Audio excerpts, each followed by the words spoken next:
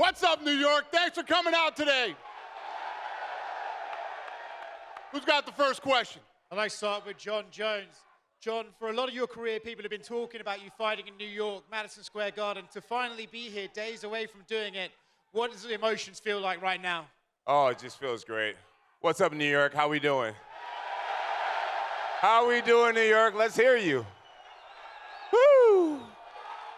Oh, it feels great to be here. It's always been a dream of mine to fight at the Garden, and I'd be lying if I said this fight didn't just feel different. It's a very special thing. New York has some of the best fans in the world, and I'm glad to be able to give you guys what you want to see. Earlier this week, you made it pretty clear you were upset with Stipe Miocic calling you a bitch on the Countdown episode. Why exactly were you so upset by that? You know, I feel like Stipe has this. You know, everyone likes first responders. You know, and I actually respect men and women in the armed forces and law enforcement, things like that. And so I made it a point to try to be very respectful to him. And there's been two scenarios now. The first scenario, he said, my kids will never look at me like I'm an asshole. That was a direct attack to me and my family and my relationship with my kids. Second attack was him calling me a bitch. So the respect is a little bit out the window, and we'll see that on Saturday. Would you describe this fight as personal to you now? Excuse me? Would you describe this as personal to you now, this fight? It's very personal to me, yes. For you, Stipe, are you kind of surprised to hear his reaction to that? And do you even feel like you want to apologize for some of those things you said? I mean, yeah, I don't remember saying when my kids look. I don't remember saying that when my kids look at me like an asshole. That was no direct thing to him, and that when I said "bring it on, bitch," it was pretty much he was calling me out, telling me he's gonna beat my ass in front of a whole arena of people. So, sorry for defending myself. I apologize. He said it's personal. Do you feel like this is personal now? I mean, I think every fight's personal, no matter what. I think you're fighting another man, another octagon, it's just you against him, and it's always personal. You brought your fire helmet with you today. I'm curious, what was the thinking in displaying that for us this afternoon? FDNY gave me this right before I came on stage. Those men are awesome. Like those are heroes right there, and I just it was amazing to get that gift. I got goosebumps. A couple of questions for you, Dana. Dana, it seems like the fighters are going to be competing in the old gloves this weekend. Can you tell us why that is? Because there were a lot of complaints about. We originally created these gloves to stop eye pokes, and you know we had good intentions with them. They didn't work out. People weren't happy with them. So I actually made the decision, called our Chief Operating Officer Lawrence and said, I'm switching the gloves. I want new the old gloves back. So, is it going to be the old gloves moving forward now? Yes. Okay. And last one from me. The new gloves are now the old gloves. Okay. And last one from me. We all know that this Saturday has to take place, but for you personally, do you still want to see the winner of this fight Tom Aspinall to unify the heavyweight title? Was that for me? Yeah. What's the question? Do you want to see the winner fight Tom? The winner should absolutely fight Tom.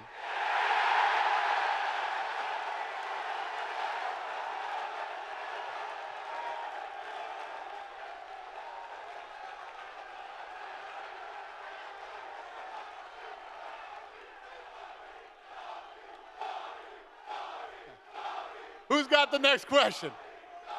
Knock it off. Question from Michael Chandler, all in the back right here, straight in the forward. You know, a lot of the narrative surrounding this is, you've never won in Madison Square Garden. Charles Oliveira has a win over you. So taking away, the possible number one contender fight, getting the win, bonuses and everything, how much does this fight mean to you specifically to fight Charles in Madison Square Garden? I absolutely love it, man. I love challenges. I love climbing a big hill.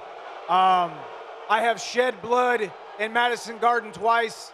I will draw blood in Madison Square Garden for a third time on Saturday night. Big title implications against a guy who's already beat me, shattered my dreams of becoming lightweight champion. And on Saturday night, I submit myself as the #1 contender, and my next fight will be for the belt. Are you surprised at the reaction here, or do you think it's just because they're such fans of Charles? Yeah, I mean, Charles is beloved. Hey, listen, if you don't love Charles Oliveira, you're not a mixed martial arts fan. So give it to him. Hey, so I fully expect it. I just saw Charles in the back. It's all respect. If you don't love Charles Oliveira, you can kick rocks. We're showing up on Saturday night. We're going to blow off the freaking roof off of Madison Square Garden, and you guys are going to love it. And one last one for you, Mike. You know, you said in the countdown you were a fraction of a second away from getting that UFC title. So I'm curious, do you even approach this fight differently knowing just how close you were to raising that title? Almost does not count in this sport, and that's why we all absolutely love it. It doesn't matter how close you get unless you get the ref pulling you off inside the octagon. The fight is not over. Charles came back. He proved not only to himself but to the entire world that he is a top contender. He was a champion for a reason, and he was a champion for a while. Now it's my turn. It's my time to avenge a loss, and on Saturday night, we do it. And question for Charles in the back right here.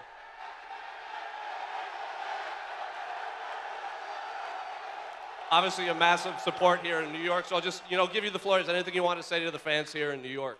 Charles, aquele apoio massivo aqui em Nova York, então fala pra galera, só dá um oi pra galera. Só que assim. Boa noite, boa noite. Eu tava esperando tudo isso aqui. Eu amo vocês. Guys, good evening. Listen, I was waiting for all this. I love you guys. Isso aqui é um sonho que eu tô vivendo. Eu sonhei em ser conhecido, eu sonhei em ser respeitado. E hoje eu tô vivendo um sonho. Eu sou muito grato por tudo isso que vem acontecendo na minha vida. Vocês são foda. This is a dream come true. This is what I wanted. I wanted to be respected. I wanted to be known. Listen, you guys are the shit. And for Charles, obviously Michael said, he plans to shed blood in there and he wants to get one step closer to the lightweight title. So I'm curious, what are you expecting from Mike and how do you see the fight actually playing out? Cara, como o Mike acabou de falar, ele falou que vai tirar sangue no sábado. E ele vai lutar pela eliminatória para tentar ser campeão. E o que você acha que vai acontecer? Como é que você acha que vai ser a luta? O que o Mike vai fazer contra você? Olha, de verdade, eu respeito demais esse cara. Ele é um cara gigante, um cara família. Vai ser uma grande luta, vai ser uma guerra. Mas eu tô pronto para isso. Eu não digo tira sangue. Vocês sabem a minha escola, chutebox, sangue a gente tira todos os dias. Eu tô pronto para guerra. Listen, all the respect in the world to this guy. Enormous name, great family guy. Love the guy here, but you come for the blood, man. You know my school. I'm chutebox, Diego Lima. You know what I do. Question for Bo Nickal, all in the back right here. At Media Day, Paul said he would advise you to, hold on for dear life and, not give him space down there. So I'm curious, what are you expecting from Paul when you step in there? He's definitely the one that's going to be holding on to dear life for me because I think that I'm better in every position, and really his only chance is to grab me, try to hold on to me, and throw up one of his submissions, and that's really the only way the fight goes well for him. There's 100 different ways that I can win this fight, and I'm excited to showcase my skills and all the hard work I've been putting in. Well, speaking of that, you said you have 100 different ways to win. Well, Paul and his accolades in jiu-jitsu and this wrestling versus jiu-jitsu rivalry, is there a world that you purposely try to take this to the canvas and submit the guy with the black belt? There's definitely a world where that happens. I think that obviously everybody knows me as a wrestler, but I think that my submission grappling skills are world class, and we'll see if I get the opportunity to showcase them this Saturday. A question for Paul. Obviously, you heard what he said. He thinks he can submit you down there, so I'm curious, what do you have to say to Bo? He says he's got 100 ways to win. I only need one way to win, and it's going to be a triangle. And when I hold on, I'm not going to let go until you tap. And Immediate Day, Bo's... Could anybody understand a word that he said? I couldn't understand a word he said. And I love the accent, though. It's dope. And last one for Paul. At Media Day, Bo said he's the one that approached the UFC for this specific fight. He wanted to fight you. So do you take that personally, or do you think he's just trying to use your name to propel himself into the rankings? It makes sense for him to use my name to propel himself. He hasn't fought the level of fighter that I have, and he's certainly not been in an octagon with somebody as dangerous as me. And Saturday night, we will see who will be understanding who. The tap in any language is the same. It doesn't matter if it's Scottish. It doesn't matter if it's American. When you tap, you tap. John Jones right here. What is your reaction to Dana saying the winner of this fight has to fight Tom, that you won't be fighting Alex if you win? I have no reaction. Right now I'm focused on Saturday. Saturday is just a few days away, and that's the biggest thing for me right now. So absolutely no thoughts on Alex next or anything, just fully focused on Stipe? I did a really long press conference yesterday, and I feel like I really broke it down for everybody, exactly how I felt. So tonight, it's all about Stipe. Thank you. And Bo, one for you. The rumor is Donald Trump's coming to town. Have you any update on this and any extra nerves with the president watching you fight?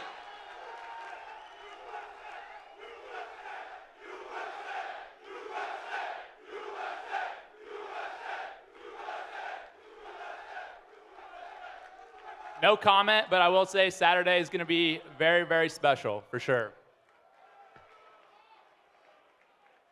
Who's got the next question? My question's for John Jones. John, you said Anderson Silva was your favorite fighter growing up. Now that you've grown up, you're the GOAT for a lot of people. How does it feel to reflect on how you thought when you were growing up compared to looking back on things now? You know, it's been amazing, you know, having guys like Anderson, Spider Silva to look up to. There's a lot of guys. There's Uriah Faber. I have a long list of guys that I've always admired. George St. Pierre. These guys were great examples to me in many different ways. You know, some for their fighting skills, some for the way they transcended the sport. And I'm grateful to be in this position now. I'm very aware that I've impacted many people's lives around the world. And it's just, it's a huge honor, and it's a true pleasure to be in this position. Truly blessed. And my next one's for Dana. Dana, the UFC announced its return to London on March 22nd. Can you give us any fights in the works or any fighters in the works for that card? No. All right. For Michael. Michael, I know the notion that Charles Oliveira is a quitter has been dispelled in a lot of people's minds, but you brought it up in a lot of interviews this week. Why do you think that is still in there, and how do you feel you're going to bring that out of No, I did not bring it up this week at all. It was asked to me about our previous bout, in which case I do believe he had not proven that he was not.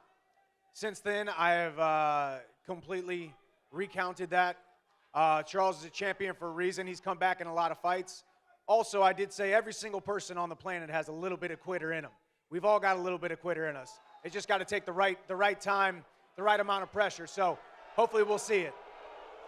And for Stipe Miocic, Stipe, I know you feel definitively you're going to win this fight. If that's what happens, do you feel an immediate rematch with John Jones is what would happen because he has never been beaten?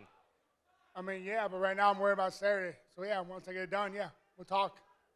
And just one for you, Dana. I know a lot of focus on this pay-per-view, but UFC 310, after Bilal Muhammad pulled out, people are wondering about the main event, if Shavkat will fight someone else. Is that still a plan, or is Pantoja versus Kai Asakura going to be the main event? We'll announce tomorrow. It's going to be good. Okay, thank you. Charles Oliveira, vamos lá. Você constantemente fala sobre legado e cinturão. Por que é tão importante para você ter o cinturão se você já tem um legado construído? Olha só, está do outro lado do mundo, milhares de fãs torcendo por você. De onde vem essa motivação e por que o cinturão é tão importante? Charles, you've always talked about legacy, and you've got a belt to show for, but now you have the legacy. You're loved all over the world. You have so many accolades, so many records. Why is a belt still important for you, since you already have a legacy of your own? Olha, a gente tem que estar aqui por algo. Eu estou aqui pela história, pelo legado, eu preciso tornar campeão. Há um mês atrás, meu filho nasceu, e eu prometi para ele mesmo, eu vou ser campeão mais uma vez. Da mesma forma que eu fui campeão para minha filha, eu vou ser campeão para meu filho. We're here for something. We're all here for something. I'm here for history. I'm here for legacy. I'm here to be a champion. Listen, about a month ago, my son was born. My new son was born, and I said, your dad is going to be a champion again, just like your dad was a champion for his daughter. That's what I promised. Olha, eu não sei quando. A gente não tem, é tudo no tempo de Deus. Mas eu vou estar aqui para fazer história. Listen, I don't know anything. Everything's in God's time, but I'm here to make history. Charles, mais uma. No Brasil, a história é muito famosa. Você teve a sua filha, foi campeão, 9, 8 vitórias seguidas. Qual foi o clique que deu quando a sua filha nasceu? E você sentiu esse mesmo clique quando o Dominique nasceu? Charles, so when your son was born, we know that after he was born, when your daughter was born, you streaked like 8, 9 straight victories. So what clicked that made you do that? And do you think that click is going to happen now that Dominic was born? Olha, não é um clique. Eu tinha que fazer algo para poder, sabe, dar tudo de bom para minha filha. E foi isso que eu fiz. O que eu sei fazer de melhor, eu sei lutar. Eu não sou esses caras que ficam falando um monte. Eu simplesmente, quando fecho o queijo, eu vou lá e faço acontecer. É isso que eu vou fazer de novo. Eu vou dar a volta por cima, eu vou se tornar campeão mais uma vez, eu vou deixar o meu legado cada vez maior e eu preciso da ajuda de todos vocês. Essa energia positiva é isso que faz acontecer. Guys, it's nothing that clicked. You have to fight for something. I had to do something. That's what you do. I'm here to do something. And the legacy, I'm here to be a champion. I'm telling you right now, I'm working towards that. That's what I know how to do. That's what I do. I fight, and I fight well. I know this. Listen, I'm going to turn things around. I'm going to be a champion again, and I need all of you to be by my side as I do that. Olha, de verdade, se esses caras acham que eles estão prontos para pagar o preço, eu estou 10 vezes maior. Eu nasci para isso. Eu vou fazer história mais uma vez. Listen, if some guys think that they can do something and they have everything that they got and they can do something against me, listen, I got 10 times more than you guys do. Listen, I'm going to make history. Who's got the next question? You? Down here, Dana. Go ahead. Welcome back to New York. Thank you, buddy. Question for Stipe Miocic. In the long build-up to this fight, the man to your right has repeatedly campaigned for Jon Jones as the pound-for-pound greatest of all time. Has that affected your mindset during the build-up, and what are your honest thoughts on Dana singing your opponent's praises?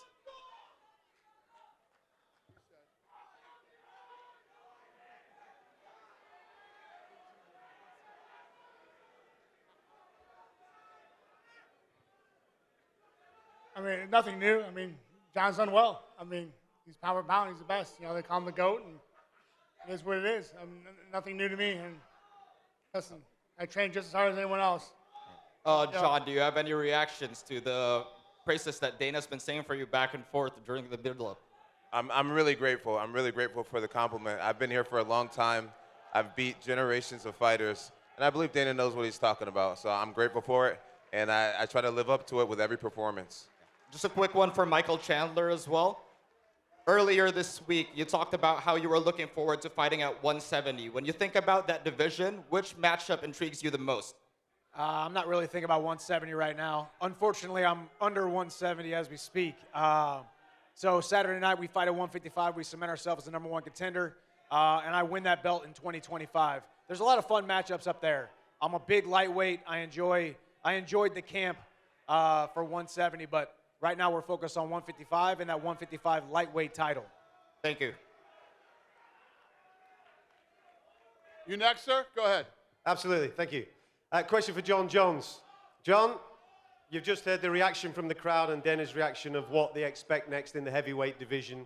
I know that you've given answers this week that don't align, obviously, and hopefully at one point we might get aligned. If we don't get aligned, Saturday night, realistically, could be the last dance.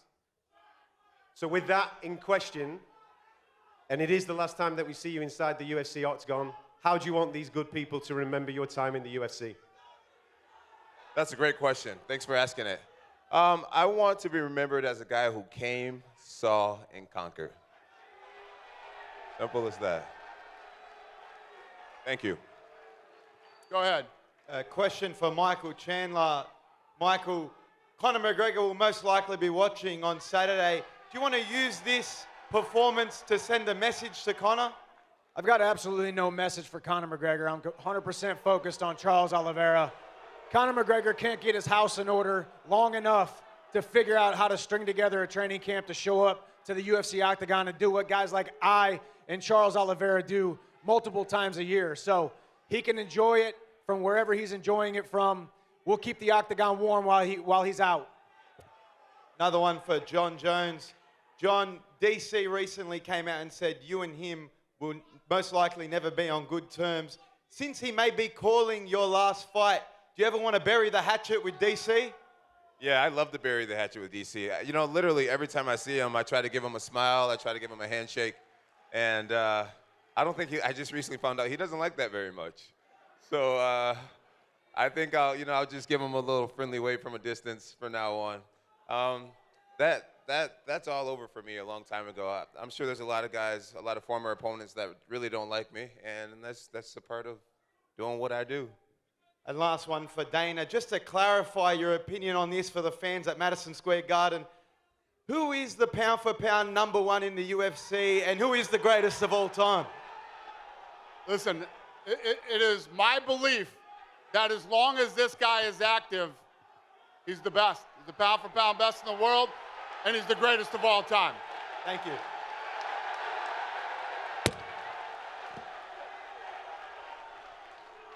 I'll Go ahead, be sir. right on Saturday, too. Appreciate it, Dana.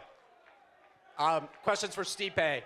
Stipe, you've been an underdog betting-wise against Fabricio Verdum, Junior Dos Santos, Francis DC, but you're coming in as the longest odds of your entire career right now. Why do you think the public has overlooked your ability to step back in the ring and get it done? I don't care. I've never cared about the odds. Vegas hates me, and I'm gonna keep it that way. Go ahead. Hi, Dana. Not long time ago, there was changes in the rules. 12 to 6 elbows now allowed. Did that mean that you will try to remove one loss from the Jones record? And Jones, how is it important to remove this loss from your record? For a long time, the Nevada State Athletic Commission is looked at as the gold standard, and it always has been. Everybody looks to Nevada. At that point in time, when that happened, we had the weakest commission ever in Nevada, and literally the worst referee of all time. I tried to get that removed. I don't think it's possible. And, it's the thing that's going to stain his record forever. I mean, the real fans know he didn't lose the fight, but it is what it is. I think that's always going to be there, unfortunately. Thank you. Question for John Jones over here. We kind of see you've assembled a team of Avengers in your corner for this fight. What do you have to say about the guys in your corner? Gable Steveson, Gordon Ryan, your friend OC over there. Man, I'm really blessed to be surrounded by really great men and women in my life. Not only Gable and not only Gordon and all these guys, but shout out to both of those guys, by the way, two of America's finest athletes. But I got guys who's been with me for years who's helped me get to this point. Coach Greg Jackson, Brandy Gibson, Professor Alan Carr, Paige, and Coach Aaron, Coach Alex. I got a really solid squad of guys, and our team was pretty damn close to perfect before adding these two great additions. And now a perfect team just became that much better. I'm definitely prepared to have a great ground fight this Saturday night for sure. And then one for Michael Chandler. You've said about Islam Makhachev in the past, you said good old-fashioned American wrestling beats Dagestani Sambo any day of the week. How does American wrestling fare against Brazilian Jiu-Jitsu this weekend? I guess we'll find out on Saturday night. Obviously, Charles is decorated. The most submission wins in UFC history. That's why I love this fight. I love a scary fight. I love an exciting fight. And I love Madison Square Garden. This has become like my second home. My 6th fight in the UFC, my 3rd time at Madison Square Garden in this beautiful city of New York. So I'm excited to go out there. If I want to take the fight to the ground, I'll try to take it to the ground. I think I will take it to the ground, and I think I'll stop his shots if I want to stop his shots. So it's going to be fun. Go ahead, sir. Question for Paul, down to your right.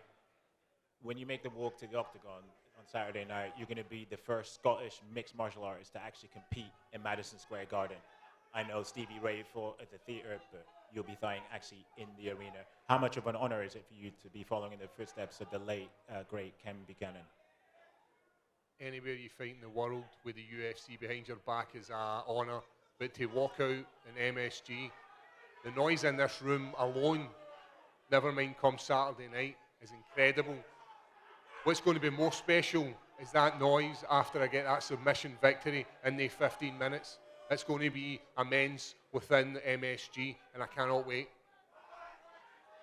Question for John, down here to your right as well. You've beaten a litany of UFC Hall of Famers during your career. Where would a win over Stipe rank amongst those wins? You're saying what is a win over Stipe? Where does that rank? Hey, where do you rank it in the list of wins that you've had over? Hey, before I answer this question, I have a very special young man here tonight. My man Kier, I met earlier today. He was diagnosed with cancer recently, and Dana, I'm wondering if you can get him tickets to my fight. That's awesome. Guys, Kier is over here in the red. He's such a sweetheart, such a sweet young man. I don't know if you guys can see him, but he has the biggest and most beautiful smile, and I am so blessed to have met him. And I promise to give you a great show on Saturday night, young man. And Dana just said you got tickets, so you're gonna be all right. Hopefully they give you, are you gonna give him a decent seat? Or you're gonna get a good seat too. Uncle Dana, he knows how to take care of his guests. So, welcome to the UFC, Kier. And as far as beating Stipe, where were that rank? You know, I've defeated a lot of amazing athletes, and Stipe is an amazing athlete. You know, even though I don't quite like him as of right now, which it's fighting. Who cares if I like him or not? I have to respect what he's done in the UFC. I've seen this man use that right hand to get some really great guys. So I got nothing but respect for the dude at the end of the day, and that's what's going to make it such a great fight. I know he has a great team and a great family. I have a great team and a great family, and that's what MMA is all about. Martial arts is all about two greats getting together and seeing who's the better fighter. Stipe, down here to your right as well, same question to you. Where would you rank a win over John in the list of wins if you had in your career? I mean, John pretty much summed it up right there, man. I mean, I'm not much of a talker, as you know, but like you said, he's got a great team, great family, as do I. And this man, it's gonna be some fireworks on Saturday, and I can't wait. Thanks. This is the last question. Hey, guy in the green sweater, you asking a question? Yeah, Yes, go ahead. sir. Thank you. One question for John Jones. So, asking whether this win or even before this win on Saturday night, do you have yourself on the Mount Rushmore of American sports? And if you do, how does the rest of Mount Rushmore look? Man, you know, it's hard to stand up here and kind of toot my own horn, but you know, I don't know if I can put myself on the Mount Rushmore of all American sports, but I do recognize that I've won, you know, what, 15, 16 world titles, and that's very rare in any sport. You know, Tom Brady told me I think he had like 7 titles, 6 titles, and I know Michael Phelps did a really great thing with the Olympics. He has many, many titles. 17 is very rare. It's very rare, and I guess that's a question that you have to answer. You fans have to answer, but I'm grateful to be even mentioned in a conversation like this. Thank you. Thank you. And last question to Dana.